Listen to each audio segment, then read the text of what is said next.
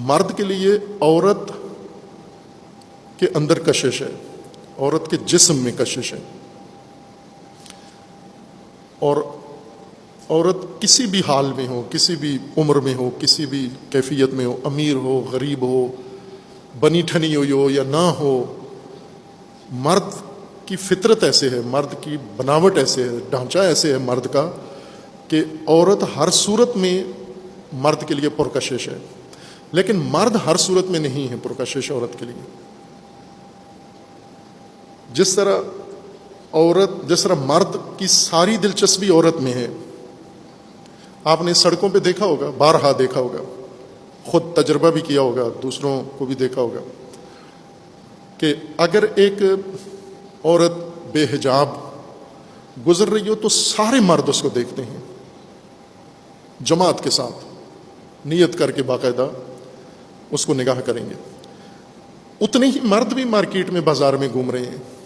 لیکن وہ عورتیں ان سب مردوں کو نہیں دیکھتی۔ عورت کی بھی در حقیقت کشش اپنے ہی وجود میں ہے، مرد کی کشش بھی عورت کے وجود میں ہے۔ عورت بھی خود کو پسند کرتی ہے، مرد کو نہیں کرتی، مرد بھی عورت کو پسند کرتا ہے، دونوں ایک ہی چیز کو پسند کرتے ہیں۔ اور یہ آپ روزانہ دیکھتے ہیں، اس کو آپ تجربہ کرتے ہیں کہ ہر مرد ضرور اپنے اوپر لازم سمجھتے عورت کو دیکھنا۔ بے شک وہ کہتا ہے میں نے غلط نگاہوں سے نہیں دیکھا، لیکن دیکھا تو ہے نا۔ اور یوں نہیں کہ کوئی بہت عجیب کام کر رہا ہے، یہ عورت کے مرد کے اندر یہ چیز ہے، اس کے طبیعت کے اندر ہے یہ چیز، لیکن عورت ضروری نہیں سمجھتی مرد کو دیکھے۔ یا اگر عورت بے حجاب ہو، مرد منہ نہیں موڑتا، مرد اگر بے حجاب ننگا جا رہا ہو تو ساری عورتیں منہ موڑ لیتی ہیں، حتیٰ وہ جو بے حجاب ہیں وہ بھی منہ موڑ لیتی ہیں، پسند نہیں کرتی ننگے مرد کو دیکھنا، لیکن مرد پسند کرتا ہے کہ دیکھے ان کو۔ خوب یہ بھی نقطہ اگر نظر میں رکھیں اس کو، اور پھر جو قرآن نے نظم ایجاد کیا ہے اس کو سمجھنے میں مدد ملتی ہے۔ یہ جو لوگ عورت مرد برابر سمجھتے ہیں، خوب یہ نادان ہیں، جاہل ہیں، مغرض ہیں۔ عورت بناوٹ میں، احساسات میں، طبیعت میں، اپنی اندرونی اس رجحانات میں مرد سے مختلف ہے۔ بعض اوقات مسخ ہو جاتے ہیں اور مرد زنانہ بن جاتے ہیں، بعض عورتوں میں مردانہ پن آ جاتا ہے، یہ استثناء ہے، لیکن عموماً ایسے نہیں ہے۔ خوب اس پہلو کو اگر نظر میں رکھیں تو یہ قرآنی نظم پھر زیادہ انسان کو سمجھ میں آتا ہے کہ جب مرد ہر عورت میں دلچسپی رکھتا ہے اور عورت ہر مرد میں دلچسپی نہیں رکھتی۔ عورت دکانوں میں دلچسپی رکھتی ہے، دکانوں میں پڑے ہوئے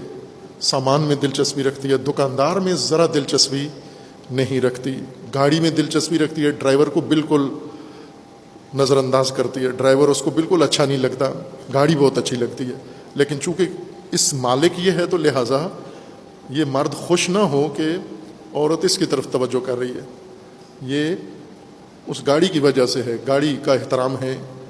جو تجھے مل رہا ہے۔ یہ تجرباتی بات ہے، اس کو نہیں جھٹلا سکتے آپ، مگر یہ کہ اناد، معاند، یعنی ہٹ درم آدمی ہو کہ جو کہے کہ ابھی دن ہے میں نہیں مانتا، ظاہر ہے اس کو نہیں منوایا جا سکتا۔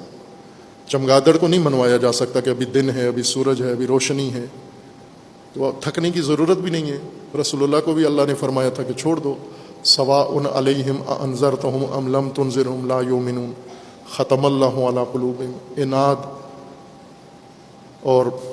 الحاد یہ ہٹ درمی ہے، انہیں نہیں منایا جا سکتا، سمجھایا نہیں جا سکتا، لیکن یہ ایک اپنی جگہ حقیقت ہے۔ یہ خوب اگر اس حقیقت کے تناظر میں دیکھیں تو گھریلو ڈسپلن یہ ہے کہ النساء حرث لکم، عورتوں کو نہیں کہا گیا کہ مرد تمہاری کھیتیاں ہیں، عورتوں کی کھیتیاں کیا ہیں؟ مارکیٹیں، اشیاء، زیورات، وہ ان کی کھیتیاں ہیں، چونکہ عورت کا دماغ دن رات اسی میں رہتا ہے، لیکن مرد کا دماغ سارا عورت میں رہتا ہے۔ وہ کسی بھی کام میں مصروف ہو، وہ دل کے اس کے اندر اگر کھول کے دیکھیں تو اندر یہ اس کے یہ مخلوق پائی جاتی ہے۔ اب یہ اگر مرد کی کمزوری ہے یا کہیں مرد کے اندر یہ خصلت ہے، رکھی گئی ہے، اور یہ بری نہیں ہے، اگر نظم پیدا ہو جائے اس میں کہ عورت کی طرف مرد کی شدید توجہ ہے، اب ایک عورت اور مرد آپس میں ازدواج کر کے انہوں نے وہ تعلق آپس میں قائم کر لیا ہے، اب یہ جو عورت مرد کے گھر میں ہے، اس عورت کو پتہ ہونا چاہیے کہ یہ مرد شادی کے بعد اگر اس نے وہ ضرورت پوری نہیں کی مرد کی، تو یہ ہر عورت کو دیکھے گا، یہ